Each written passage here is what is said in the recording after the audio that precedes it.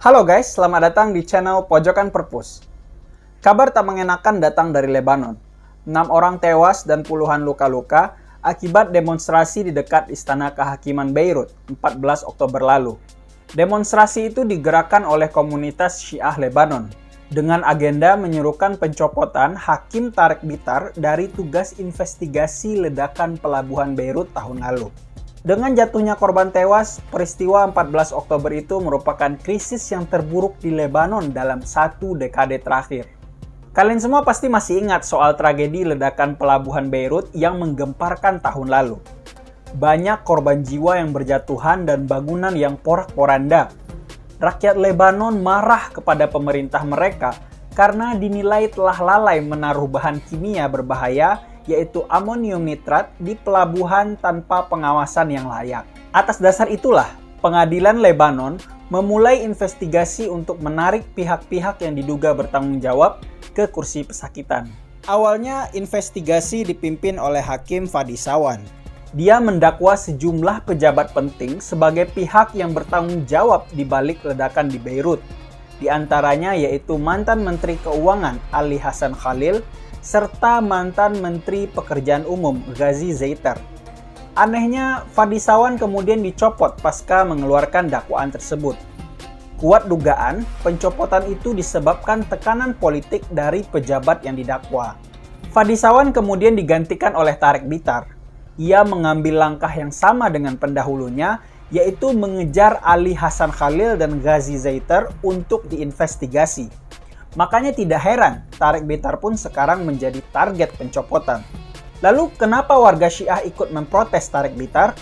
Karena Ali Hassan Khalil dan Ghazi Zeiter adalah pejabat elit Syiah dari Partai Amal Movement dan memiliki kedekatan dengan kelompok Hizbullah. Situasi semacam itulah yang bikin masalah ledakan Beirut itu nggak selesai-selesai sampai sekarang. Padahal ini sudah setahun berlalu. Dan keluarga korban pastinya tidak akan tenang sebelum pihak-pihak yang bertanggung jawab dihukum atas kelalaian mereka. Akan tetapi, kuatnya politik sektarian di Lebanon dimanfaatkan oleh para pejabat di sana untuk melindungi diri dari investigasi hukum, seperti yang kita saksikan sekarang ini. Lebanon memang mempunyai sistem politik yang unik. Berdasarkan Fakta Nasional tahun 1943, kue kekuasaan dibagi-bagi kepada kelompok-kelompok sektarian terbesar di negara itu.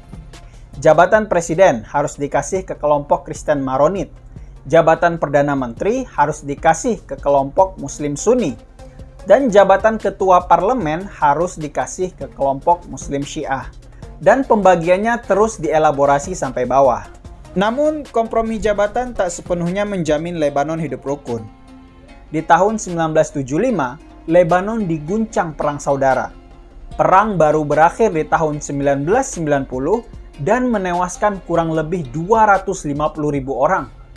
Tragisnya pengalaman perang saudara mendorong terciptanya Perjanjian Taif yang isinya menegaskan kembali soal kompromi jabatan sesuai Fakta Nasional 1943 sebagai satu-satunya solusi perdamaian dan kerukunan di Lebanon.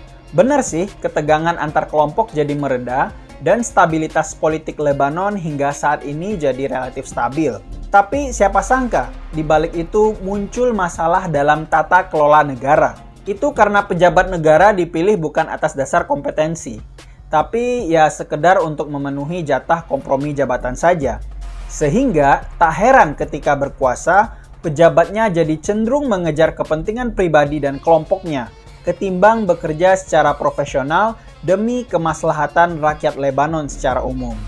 Lembaga Transparansi Internasional menyebut kompromi jabatan tersebut nyatanya telah menghalangi jalannya sistem pemerintahan Lebanon dan menumbuh suburkan praktik-praktik korupsi. Dalam laporan Indeks Persepsi Korupsi yang dikeluarkan Transparansi Internasional tahun 2020, Lebanon berada di peringkat 149 dari 180 negara. Ledakan Beirut hanya salah satu dari contoh betapa buruknya tata kelola Lebanon. Selain itu, Lebanon juga menghadapi krisis ekonomi yang parah sejak beberapa tahun yang lalu. Nilai mata uang Lebanon terus melemah terhadap dolar.